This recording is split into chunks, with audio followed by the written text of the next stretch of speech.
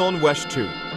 And whose life do we search tonight, Johnny? Tonight, this is your life, Mrs. Mary McLeod Bethune of Daytona Beach, Florida.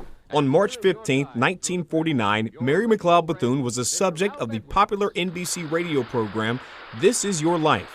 Mrs. Bethune and friends from her past who'd helped her rise from the daughter of former slaves to an education and civil rights champion traveled to New York City to appear on the radio show. Some say, I've heard it said Bethune, but you say Bethune. Do you mind if we look back through the 74 years of your life tonight? I shall be happy to have you so do. Oh, I'm glad you don't mind, because this is the story of a great dream and the people who helped to change it to reality. This is the story of Mary McLeod Bethune. You can hear the full 24-minute program on the Chronicle page of WESH.com. Welcome back to the life and legacy of Dr. Mary McLeod Bethune. Dr. Bethune's school, now a university, put her on the path to become both a national and international leader of her time. But her heart was always right here at Daytona Beach. And Dr. Bethune's work in this community was groundbreaking and in some cases changed the course of history.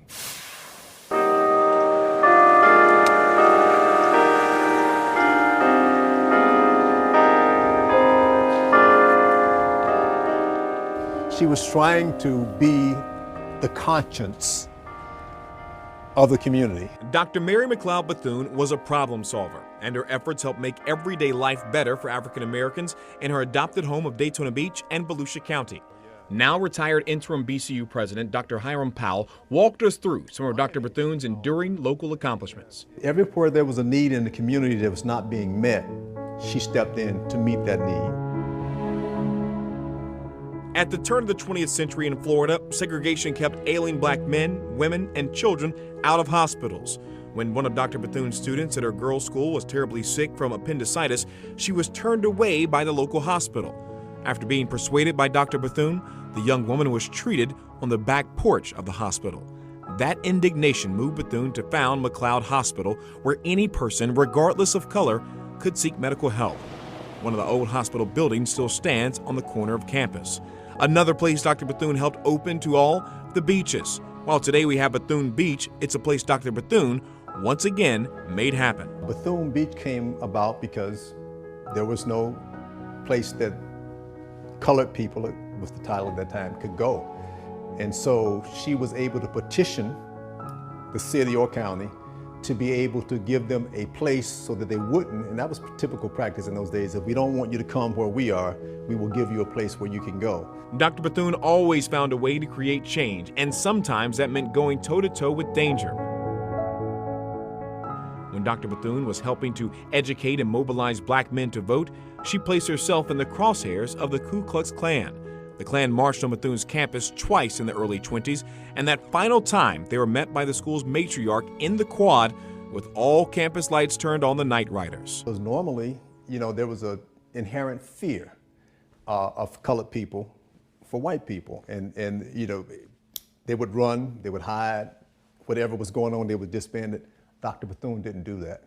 She opened the door, she stood out, had the kids surrounding her, and she stood and faced them face to face. She didn't approach them or do anything to move towards them or threaten them, but she just had that look of, we won't be moved. Fourth inning, no score, Brooklyn up, and Jackie Robinson pokes one into the left field. Dr. Bethune's work and influence in Daytona Beach helped pave the way for something most would not connect her with, baseball. Her efforts to create inclusion made a moment in history possible, March 17, 1946, when Jackie Robinson broke the color barrier in Major League Baseball. So she was a forerunner in helping to facilitate the challenges that, at that point again, that colored people were having as they struggled to advance themselves. If you've ever wondered why it was Daytona Beach where Jackie Robinson played the iconic first game, sports writer Wendell Smith sums it up pretty well. This progressive little resort on the banks of the beautiful Halifax River is now known as Florida's most liberal and American city. The healthy racial atmosphere can be attributed to the excellent work done by the faithful and energetic Mary McLeod Bethune. Now, Jackie Robinson came here when I was in 9th grade, and he spoke to us in an assembly meeting. And he talked about basically the same thing that Ms. Bethune talked about being prepared. Harold Lucas Jr. was just a boy watching and learning in 1946 from Jackie, but also Mrs. Bethune, as he calls her. And I almost looked at Ms. Bethune as my grandmother or my aunt.